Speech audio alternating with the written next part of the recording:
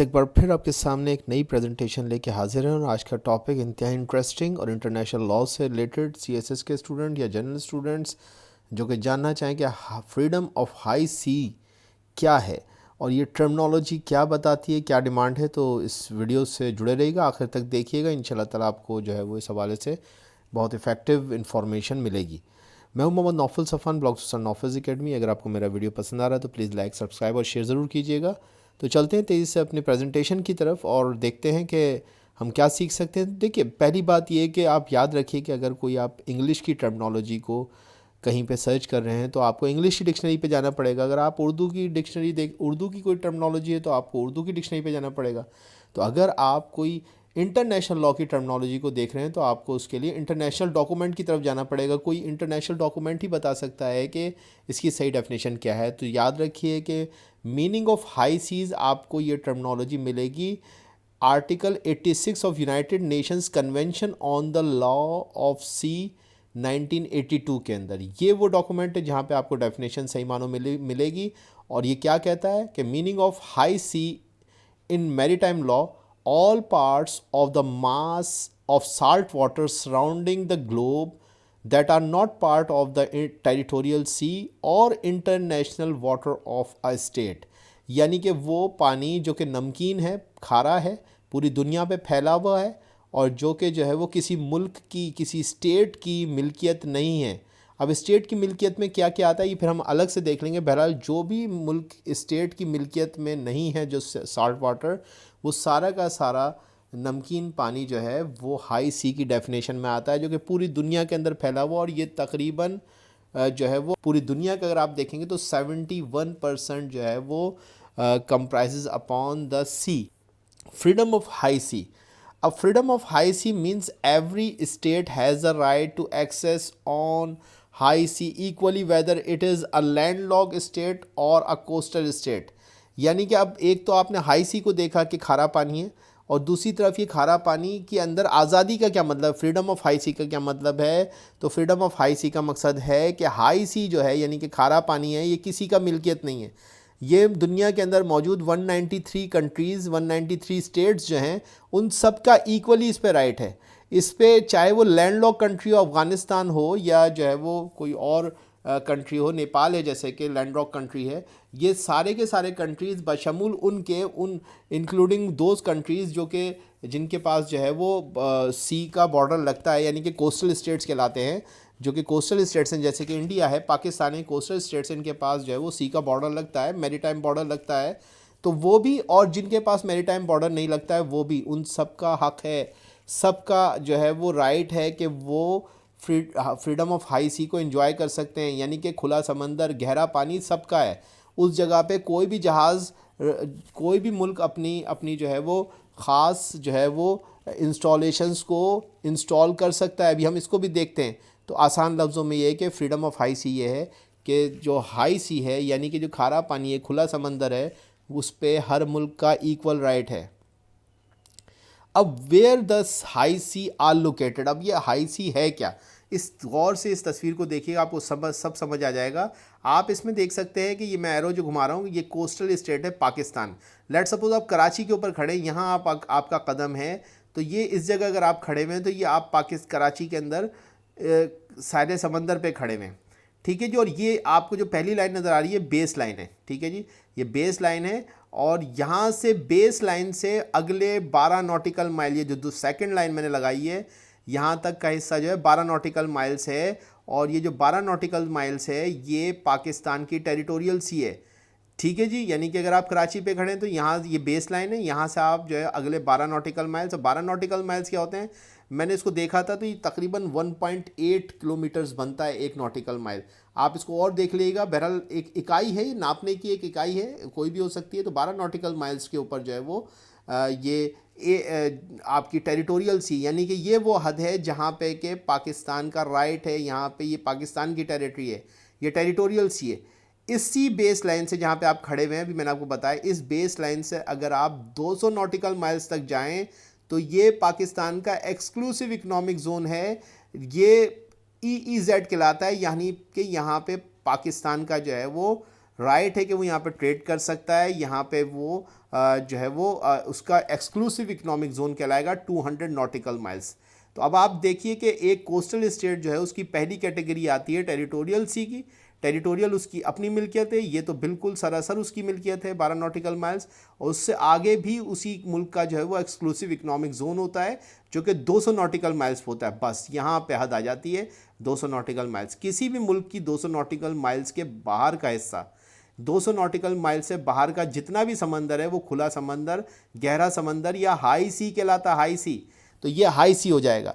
तो अब आपकी समझ में आ रहा है कि हाई सी खुला समंदर का इलाका कहाँ से शुरू होता है। तो 200 नॉटिकल माइल्स के बाद की जितना भी पानी है, जितना भी खुला समंदर है, नमकीन पानी है, सॉल्ट वाटर है, वो सारा का सारा जो है वो हाई सी की डेफिनेशन में आता है। और हाई सी मैंने आपको बताया कि हाई सी सबका है, वो जो 193 ममालिक हैं सबका है। यानी कि अगर आप अमेरिका के आसपास कहीं हाई सी में खड़े हुए हैं तो उस पर पाकिस्तान और इंडिया का भी उतना हक है जितना कि अगर अमेरिका पाकिस्तान के साहिल समंदर के कहीं आसपास जहाँ पे वो 200 नॉटिकल माइल से बाहर है तो वहाँ पे भी अमेरिका का भी उतना ही हक है।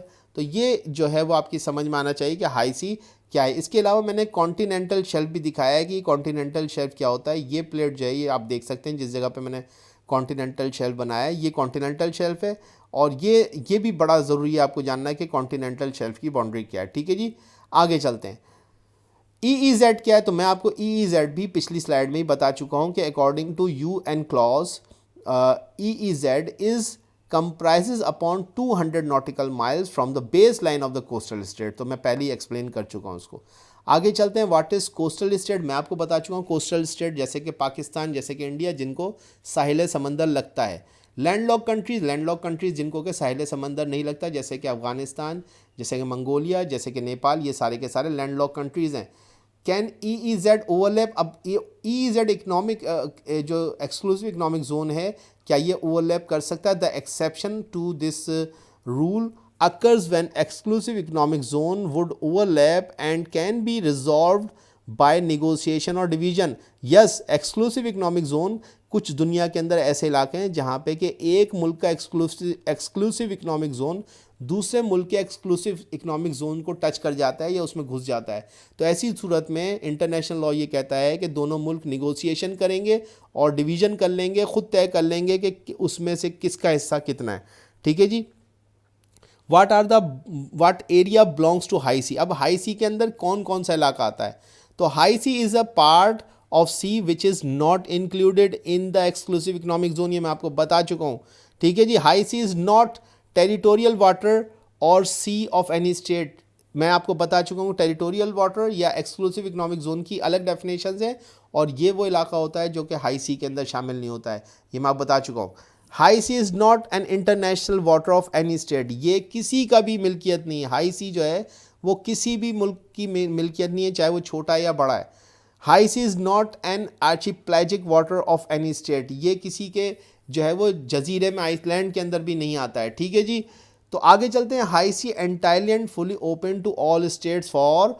अब ये हाई सी अगर ओपन है, हाई सी अगर सबका है, तो हाई सी के अंदर एक मुल्क कर क्या कह सकता है, तो वहाँ पे वो नेविगेशन कर सकता है। वो वहाँ पे अपने जो बहरी जहाज़ हैं उनको वहाँ पे चला सकता है, अपने शिप्स को जो है वो वहाँ पे डाल सकता है हाई सीज़ के अंदर और वो शिप्स वहाँ पे नेविगेट कर सकते हैं।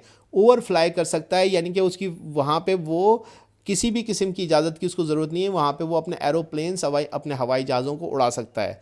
Laying submarines cables and pipeline, वहाँ पे वो अपनी आबदोज़ों को सबमरीन्स को भी इस्तेमाल कर सकता है। वहाँ पे उसकी सबमरीन्स को कोई पूछेगा नहीं कि वहाँ पे उस इलाके में क्या कर रही हैं।